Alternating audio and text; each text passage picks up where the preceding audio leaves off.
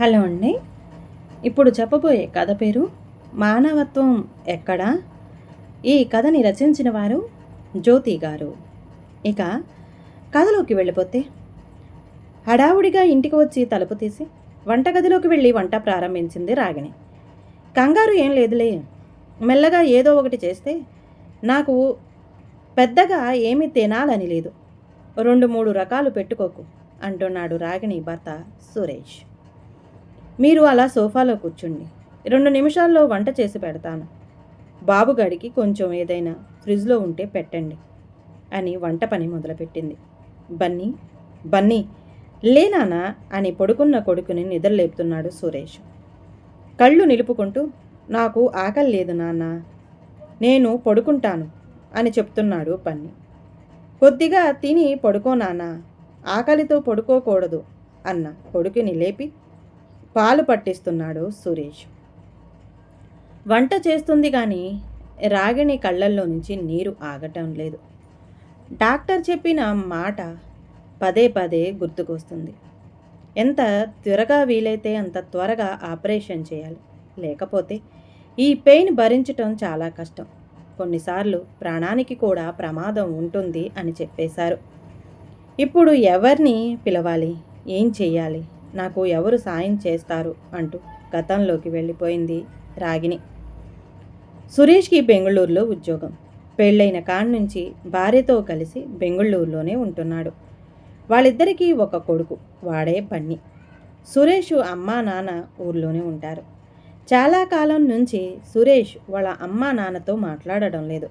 ఎందుకంటే బన్నీ పుట్టినప్పుడు బాబుకి రాగిణికి సాయంగా ఉండటానికి వాళ్ళ అమ్మా నాన్నని బెంగళూరు రమ్మని పిలిచాడు. అందుకు వాళ్ళ అమ్మా నాన్న తమకు ఇల్లు కట్టుకునే పని ఉందని రాలేమని నిర్మోహమాటంగా చెప్పేశారు.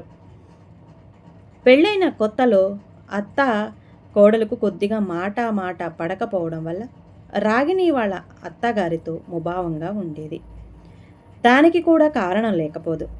పెళ్లికి ముందే మొత్తం కట్నం డబ్బులు ఇవ్వాలని పేచి పెట్టింది ఆమె. పైగా రాగిణి సురేష్ల పెళ్ళి అర్ధరాత్రి ముహూర్తం పడింది. సాధారణంగా ఈ మధ్య పెళ్ళిళ్ళు అందరూ కళ్యాణ మండపంలో చేసుకోవడం వల్ల రాత్రి 10:30కి రిసెప్షన్తోని వంట వాళ్ళు వెళ్ళిపోయారు. కానీ సురేష్ వాళ్ళ అమ్మ జానకి అర్ధరాత్రి పెళ్ళికి వచ్చిన అతిథులకి టీ కాఫీలు అందించాలని అమ్మాయి తరపు వారితో చెప్పింది. ఈ టైంలో అరేంజ్ చేయటం కష్టమని అమ్మాయి తండ్రి ఎంత వేడుకున్నా వినిపించుకోకుండా పెద్ద రభసే చేసింది. మొత్తానికి ఎలాగోలా ఇంటికి వెళ్ళి చేసి పట్టుకొచ్చారు అమ్మాయి తరపు వాళ్ళు.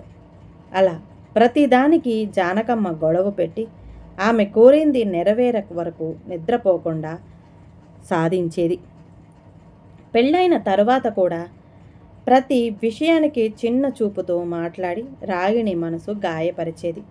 పైగా తన తోటికోడలు ఇల్లు వదిలి వెళ్ళిపోవడానికి కారణం అత్తగారే అని తెలుసుకున్న రాగిణి మనసులో ఒక అభిప్రాయానికి వచ్చేసింది.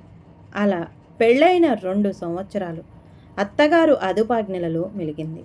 కానీ రాను రాను ఆవిడ పెత్తనం ఎక్కువై భార్యాభర్తల మధ్య గొడవలు పెట్టడం మొదలుపెట్టింది.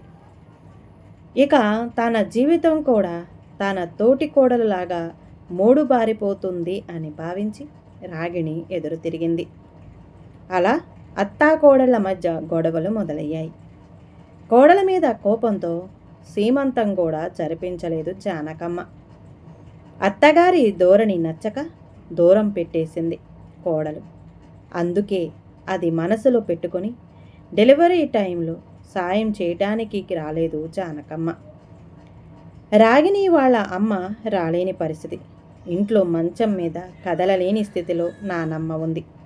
అందుకే రాగిణి డెలివరీకి అమ్మగారి ఇంటికి వెళ్ళి వస్తే ఇంట్లో చూసుకోవడానికి బిడ్డకి తల్లి సాయంగా ఉంటారని తల్లిదండ్రులను పిలిచాడు సురేష్. కానీ జానకమ్మ కనీసం కోడలు డెలివరీకి వెళ్ళిన సమయంలో కూడా కొడుక్కి వండి పెట్టడానికి రాలేదు. పైగా భార్య మాట వింటున్నాడని సురేష్ని ఆడిపోసుకుని తరచూ గొడవ పడుతూ ఉండేది. అందుకే మాట్లాడటం మానేశాడు సురేష్. కనీసం కొడుకు కోపంగా ఉన్నాడని ఒక్కసారైనా కలిసి వెళదాము అని అనుకోలేదు సురేష్ తల్లిదండ్రులు. కనీసం పండక్కి కూడా పిలవడం మానేశారు. అప్పటి నుంచి ఎవరి బతుకులు వారికి అయిపోయాయి. ఎంతో ఆనందంగా సాగిపోతున్న వారి జీవితాల్లో ఒకరోజు అనుకోని విషాదం చోటు చేసుకుంది. ఎప్పట్లాగే ఆఫీసుకి బయలుదేరాడు సురేష్. అంతలో కడుపులో నొప్పి మొదలైంది. మనిషి తట్టుకోలేక మెలితిరిగిపోయాడు. రాగిణి పెళ్ళైన కాన్నించి తన భర్తకి చిన్న జ్వరం కూడా ఎరగదు.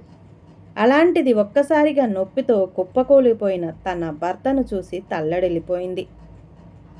ఏం చెయ్యాలో తెలియక కారు బుక్ చేసి హాస్పిటల్కి తీసుకొని వెళ్ళింది రాగిణి. డాక్టర్ చెక్ చేసి కడుపులో పెద్ద పేగు క్రిందకు జారిపోయింది, అర్జెంటుగా ఆపరేషన్ చేయాలని చెప్పారు. వీలైనంత త్వరగా చెయ్యాలని, లేకపోతే ప్రమాదమని చెప్పారు. తల్లిదండ్రులను సాయంకి పిలుద్దామా అంటే అక్కడ మంచం మీద ఉన్న నానమ్మతో అవస్థలు పడుతున్నారు. ఒంటరిగా ఊరి కాని ఊర్లో చంటి బిడ్డతో ఇప్పుడు ఆపరేషన్ ఎలా చేయించాలి అని తల్లడిల్లిపోయింది. 10 సంవత్సరాల లోపు పిల్లలను హాస్పిటల్ పరిసరాలలో తీసుకురాకూడదని నిషేధము అని చెప్పారు. ఇప్పుడు బిడ్డని ఇంట్లో పెట్టి తాను హాస్పిటల్కి భర్తతో వెళ్ళలేదు. అలా అని తను బిడ్డను తీసుకొని వెళ్ళలేదు. అలాంటి క్లిష్ట పరిస్థితుల్లో ఉన్నారు. అందరూ ఉన్న ఎవరూ లేని వారిలా కష్ట సమయంలో ఆదుకునేవారు లేక ఏం చెయ్యాలో తోచక ఏడుస్తుంది రాగిణి. ఏదైతే అవుతుందని అత్తమామలకి ఫోన్ చేసి విషయం మొత్తం చెప్పింది. కానీ విని ఊరుకున్నారు తప్ప ఎవరు వస్తామో అని చెప్పలేదు. చేసేదేమీ లేక ఒంటరిగా ఇరుగు పొరుగు వారి సహాయం తీసుకుని నెమ్మదిగా ఈ గడ్డు కాలాన్ని గట్టెక్కింది రాగిణి. పేగుబంధం ఉన్న తల్లిదండ్రులే పరాయి వాళ్ళిగా మారినప్పుడు స్నేహబంధం తోడై నిలిచింది. ఇంట్లో అత్త కోడలు అనే ఒక మాట అనుకున్నంత మాత్రాన కష్ట సమయంలో ఇంత దారుణంగా ప్రవర్తిస్తారా అని బాధపడింది. కుటుంబం నుండి గుణపాఠం నేర్చుకుంది. తనకి సాయం చేసేందుకు మనసు ఉన్న తల్లిదండ్రులు రాలేరని పరిస్థితి. సాయం చేసే స్థితిలో ఉన్న అహంకార ధోరణితో సాధింపు చర్యలు చేస్తున్న అత్తమామలు మరొక వైపు. అందుకే అప్పటి నుంచి రాగిణి ఎవరి మీద ఆధారపడకూడదు అని నిర్ణయించుకుంది. తన పని తానే చేసుకోవడం మొదలుపెట్టింది. ధైర్యంగా నిలబడి తన కుటుంబాన్ని తీర్చిదిద్దుతుంది. అదే తల్లిదండ్రులకు సాయంగా వెళ్ళకపోతే పిల్లలకు మానవత్వం మంటగలిసింది అంటారు. మరి తల్లిదండ్రులే అంత అన్యాయంగా ప్రవర్తిస్తే ఏ బిడ్డలేనా వారి దారిలోని నడుస్తున్నారని గమనించండి. మన పిల్లలకి మనం చూపించే ప్రేమ, అభిమానమే వారికి మనం ఇచ్చే ఆస్తులు.